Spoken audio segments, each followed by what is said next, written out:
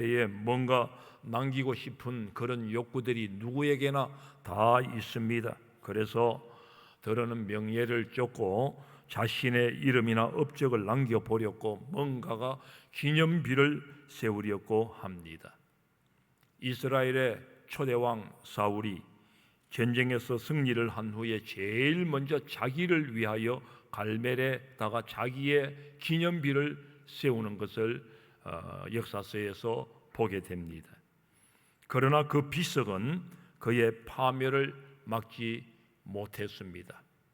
그의 모든 상황을 생명 있게 해주는 그런 생명의 돌이 비석이 되지를 못했습니다. 돌덩이에 불과했습니다. 반면에 오늘 말씀에 믿음의 사람 여호수아는 요단강을 건넌 후에 길갈에 12개의 돌을 세워서 하나님의 하신 일, 하나님의 역사를 기념하고 나아갔습니다. 우리는 같은 값이면 하나님이 하신 일을 기념하는 기념의 돌들을 우리도 인생 마칠 즈음에는 마쳤을 때는 하나씩 크든 작든 세울 수 있기를 주의 이름으로 축복합니다. 저는 2003년도에 지금부터 한 20년 전인 것 같습니다. 미국 뉴욕에서 잠시 공부할 때에 매사추세츠주 동부 연안에 플리머스라고 하는 그런 항구가 있습니다. 거기에 가서 신앙의 자유를 찾아서 1620년 메이플라워를 타고 신대륙에 도착한 오늘 미국의 조상들 아닙니까? 그 청교도들의 발차기를 찾아본 적이 있었습니다. 거기엔 그들이 타고 온 메이플라워를 그대로 재현해 놓은 배가 있었고, 그런데 그 한쪽에는 하나님의 하신 일을 자손 대대에 기억도로 하기 위해서 일명 플리머스 락이라고 이 바위돌이 있었습니다. 우리가 보시다시피 그야말로 하나님의 하신 일을 기념하는 리빙스톤, 살아있는 기념돌이라는 것이지요. 여러분, 하나님께서는 오늘 우리에게도 물으십니다. 다시금 말씀드립니다. 우리 인생 마칠 때에, 오늘 이 세상을 끝냈을 때에, 또 우리가 어떤 사명의 자리에서 은퇴할 때에 기념의 돌들이 있으시기를 바랍니다. 무너져가는 이 세대 속에서 너희는 훗날 다음 세대 자손들을 위해서 어떤 기념비적인 돌을 세울 거냐고 하나님은 오늘 저와 여러분들에게도 물으신다, 그 말입니다. 오늘 말씀의 이야기입니다. 당시 이스라엘 백성은 약속의 땅 가나안을 입성하기 전에 건너야 할 하나의 강이 있었습니다. 바로 요단강이지요. 예나 지금이나 그리 큰 강이 아닙니다. 성지순례 가신 분들 알겠지만은 저 위쪽에서 보면은 별로 그렇게 폭이 넓은 강이 아닙니다. 어떤 거는 강이라고 하기에도 좀 그렇습니다. 하지만 또 물이 또 많이 하루를 넘어가면서는 강의 폭이 좀 넓기도 합니다. 그러나 물이 많이 흐르는 것은 아닙니다. 큰 강이 아니기 때문에. 그러나 물이 넘쳐날 때는 엄청나게 물이 넘쳐나면서 그래서 건너지 못할 그런 강이 되기도 한다는 것이지요. 오늘 이스라엘 백성들이 큰 강이 아님에도 가나안 정복, 이 당시에는 헐모산의 만년설에서 녹아내린 물이 많이 그냥 내려와서 강이 흘러 넘칠 때였습니다. 그래서 노약자 그리고 어린이를 합치면은 출애굽한 백성들이 정말 엄청나지 않습니까? 다 합치면 200만에서 한 250만 명이라고 그렇게 추산을 하고 있습니다. 이 백성들이 오늘 이 강을 건넌다고 하는 것은 인간적 계산으로는 불가능한 일이었다고 하는 것입니다. 그런데 다들 건너는 기적 같은 일이 있었으니 다들 그렇게 무사히 건넜습니다. 바로 하나님 말씀에 순종했기 때문이라는 것이지요. 40년 전 홍해를 건널 때도 모세가 하나님 말씀에 순종한 일이 있기는 했습니다마는 그래도 그때는 모세가 오늘 이스라엘 백성들을 이끌고 홍해가 가로막혀 있을 때에 자기가 가지고 있는 지팡이를 바다 위로 내밀었을 때에 그래서 하나님의 역사가 일어났던 것을 우리는 잘 알고 있습니다. 그래서 바다가 갈라지고 이스라엘 백성들이 그 홍해를 가로질러 갔다고 하는, 건넜다고 하는 것이지요. 오늘 본문의 요단강 도하는 여전히 물이 넘쳐 흐르는 그런 강물 위로, 조그만 강물이지만은 흘러 넘치는 강물입니다. 그래도 작은 강이지만은 물이 흘러 넘치기 때문에 또 물살이 빠릅니다. 급류 속에 그냥 실려 나갈 수밖에 없습니다.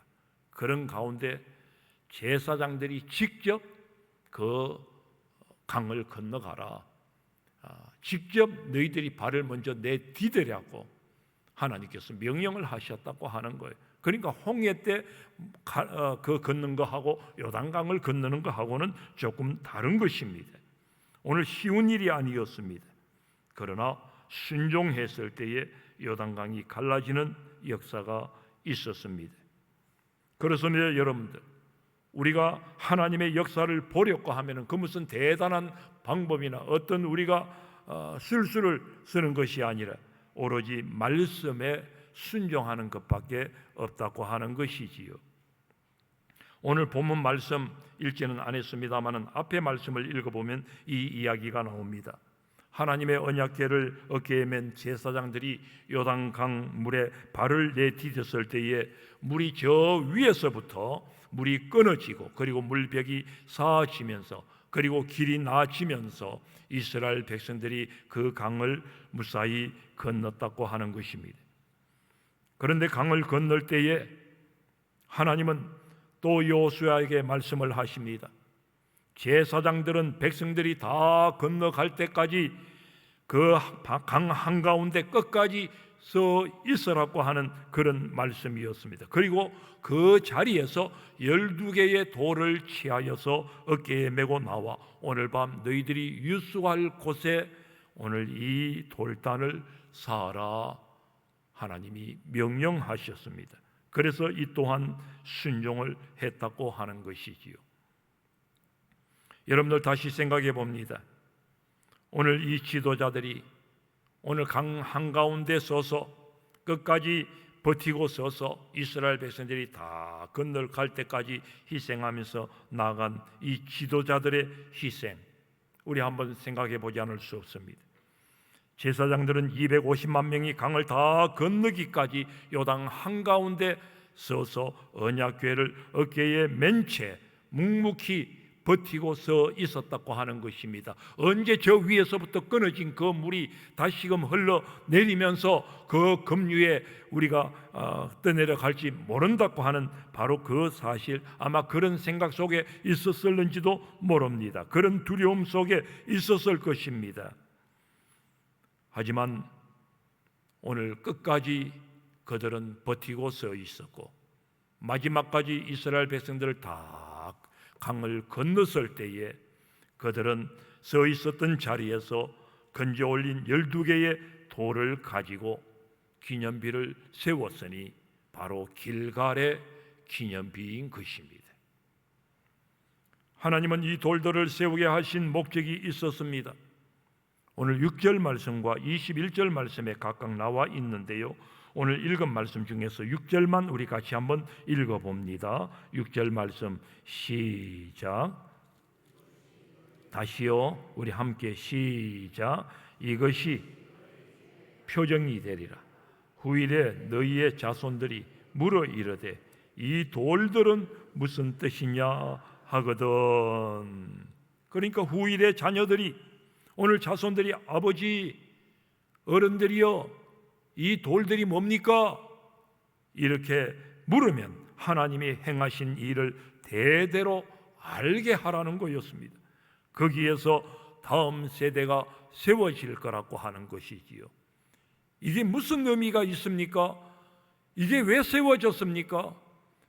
오늘 그렇게 신앙생활을 해온 이유가 무엇입니까? 자손들이 묻는다고 한다면 하나님의 하신 일들을 저들이 알 수 있도록 이야기해 주라는 거예요. 그렇습니다. 여러분들, 신앙은 그저 흘러가는 법이 없는 줄 아십시다. 지도자들이며 기성세대의 눈물 어린 희생과 헌신을 통해서 건져 올린 기적의 정표가 있을 때에 비로소 믿음의 개성은 이루어진다는 것입니다. 아멘 하십시다. 신앙은 그냥 그대로 있으면 그저 자연스레 그냥 신앙이 답습되어지고 믿음의 개성이 이어지는 것이 아니라는 거예요. 그런데 여러분, 이 위대한 기념비를 가졌던 이스라엘이 어떻게 되었습니까? 결국은 다음 세대로 이어지지 못하는 아픔이 있고 말았습니다. 사사기 그 뒤에 말씀책 나오는 사사기 2장 10절 말씀에 마지막 말씀에 보면은 오늘 말씀이 나옵니다. 그 세대의 사람도 다 그 조상들에게로 돌아갔고 그 후에 일어난 다른 세대는 여호와를 알지 못하며 여호와께서 이스라엘을 위하여 행하신 일도 알지 못하였더라 그랬습니다. 여호수아와 장로들, 이제 그들이 이제는 다 이 사사기 시대쯤에는 이제 이 세상 사람이 아니고 다 떠납니다. 그러니까 말하자면 기성세대가 이제 출애굽 2세들, 그들이 이제 다 이제 세상을 떠나게 되어집니다. 그리고 그렇게 되어지면서부터 오늘 이스라엘은 여호와를 알지 못하는 그런 시대가 되고 말았다고 하는 거예요. 여호와를 알지 못하는 another generation, 다른 세대가 결국은 일어나고 말았다고 하는 것입니다. 그래서 350년간 긴 암흑기 사사기 시대로 들어가게 되어진 거 우리 잘 압니다. 왜 그런 일이 왜 그렇게 되었을까요? 이유가 무엇일까요? 먼저 세속화 때문이었다고 하는 거예요. 약속의 땅에, 가나안 땅에 정착하자마자 가나안 원주민들의 눈부심, 그런 화려함과 번영에 동화되면서 세상의 처세와 성공만을 추구하면서 나아갔기 때문입니다. 하나님이 섬기지 말라 한 우상들도 드리고 말이죠. 세상에 좋은 것이라고는 다 받아들이며 세상에 너무 빠져버리니까 결국은 하나님을 떠나는 모습이 있게 되었다고 하는 거예요. 두 번째로 기준 상실 때문이었습니다. 말씀을 잃었기 때문이었습니다. 하나님의 언약궤가 중심이 되지 못하고 모두가 자기의 소견에 옳은 대로 행했다. 사사기는 그렇게 말씀하고 있지 않습니까? 기념돌의 의미를 가르치는 것이 있지 아니했습니다. 이제 말씀드린 대로 자손들도 저절로 신앙이 이루어지겠지, 믿음의 개성이 이루어지겠지, 그냥 있으면 되겠지 하면서 나아갔는데 그만 믿음의 개성은 한 세대로 끝나고 말았다고 하는 것입니다. 방송실은 잘 찾아서 이 그림을 잘 내줘야 돼요. 그때그때 적절하게 이해가 되게. 여러분, 이번 주간에는 우리 중고등부 수련회도 있습니다마는 다시금 우리 다음 세대를 정말 고민해 보아야겠습니다. 정말 다음 세대, 우리 계속 다음 세대 얘기하니까 뭐 그냥 흘러버리기 십상인데, 정말 다음 세대, 오늘 우리 자손들, 내 새끼들 정말 믿음의 개성을 이루어야 한다고 하는, 오늘 여기에 우리는 지금 신경을 곤두세워야 한다는 거예요. 정말 우리는 다음 세대 믿음의 개성을 바라고 있는가 하는 거예요. 여러분들, 오늘 우리 호미곶 등대교회도 다음 세대에 정말 주안점을 두고 우리 정말 신경을 쓰고 나아갈 수 있기를 바랍니다. 정말 신경 쓸 수 있기를 바랍니다. 여러분들 이대로 그냥 우리 나가면 되겠습니까? 이제는 더 이상 30년 전에 지은 이 아름답고 큰 교회당만 자부심으로 바라보면서 교회당만 오갈 때가 아닙니다. 지금 현실을 바라보면서, 암담한 이 현실을 바라보면서 정말 우리는 애끓는 마음으로 정말 주님 앞에 우리가 기도하며 우리가 애쓰며 힘쓰며 나가야 한단 말이에요. 세대의 단절이 된 지 오래되었습니다. 교회 허리 역할을 해야 할 3040 세대는 물론이거니와 지금 다음 세대인 주일 학교가 오늘 교회들마다 난립니다. 빙하기를 맞이하고 있는 가운데 있습니다.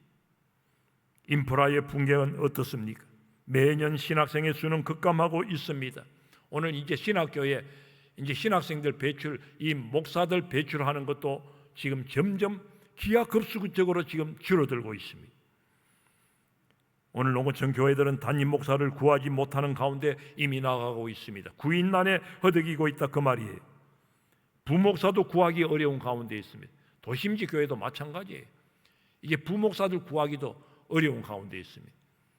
부목사들도 좀 더 나은 그런 형편되는 그런 교회들이 있으면 볼 것 없이 그냥 보따리 사고 찾아갑니다. 그만큼 부목사들이 귀하다고 하는 것이지요. 그만큼 부목사들의 주가가 올라가 있다라는 것이지요. 모든 것이 붕괴되어져 가고 있는 가운데 있습니다. 아이 어른 할 것 없이 다들 스마트폰 이 노예가 되어 있습니다. 늘상 말씀드리지만 우리 아이들은 스마트폰에 완전히 빠져서 공부며 특히 우리 신앙생활 이 부분에 있어서 제대로 되지 않고 있음을 우리는 봅니다. 정보의 알고리즘에 영혼과 시선을 다 빼앗긴 채 그렇게 살아가고 있습니다. 교회 리더의 부재며 리더십의 추락이 지금 급가속을 하고 있습니다. 좀 일할 수 있는 지도자들이 점점 사라지고 있습니다. 거기에다가 지도자들의 탐욕과 분열로 교회의 사회적 신뢰도는 바닥을 치고 있습니다. 하여 우리는 지금 극심한 갈등과 영적 붕괴의 변곡점에 서 있다고 해도 틀리지 않습니다. 이대로 가다가는 우리 진짜 하나님을 모르는 다른 세대로 접어들고 말지는 않는가, 우리는 염려가 되고 기도의 제목이 되고 있습니다. 그렇다면 우리는 어떻게 해야 합니까? 다른 것도 없고 여러분들 지금 있는 사람들만이라도, 오늘 저와 여러분들만이라도 언약궤를 어깨에 메고 요단강 한복판으로 먼저 들어가는 이 희생의 모습이 있어야 할 줄로 압니다. 아멘 하십시다. 오늘 우리들만이라도, 이 세대만이라도, 오늘 다음 세대 걱정하고 나가지만 우리들만이라도 지금 이 현실 속에 이 시점에 우리가 서 있어야 할 자리를 우리가 최대한, 우리가 더 이상 걷기 힘들기 전에 우리 있어야 할 자리, 기도의 자리를 온전히 지키고 나가자, 그 말씀입니다. 아멘 하십시다. 너무 여러분들 고민이 되어서 아멘이 안 됩니까? 정말 간절하지 않습니까? 언약궤 안에 무엇이 들어있습니까? 만나 항아리가 들어있습니다. 아론의 상난 지팡이가 들어있습니다. 십계명 두 돌판이 들어있습니다. 이 세 가지 물건들이 의미하는 것이 무엇입니까? 하나님의 말씀과 능력을 이야기하고 있지 않습니까? 만나는 하늘로서 내린 양식이었지만 오늘 우리에게 하나님의 말씀을 가르치고 있지 않습니까? 오늘 상난 지팡이 하나님의 능력을 이야기합니다. 십계명 돌판 그 말씀대로 살아가면 하나님의 말씀이 너희들을 복된 삶의 자리로 이끌 것이다. 그러니 하나님의 말씀을 붙잡아라, 오늘 그 이야기인 것입니다. 이 말씀을 붙잡고 세상의 거대한 이 물결 한복판으로 오늘 저와 여러분들이 나아가서 그 한복판에서 있어야 한다, 그 말씀입니다. 교회에만 와서 있으면 안 된다, 그 말이에요. 교회에서 예배만 드리면 다 된다가 아니라는 것입니다. 우리가 있어야 할 자리를 분명히 알아야 한다는 것입니다.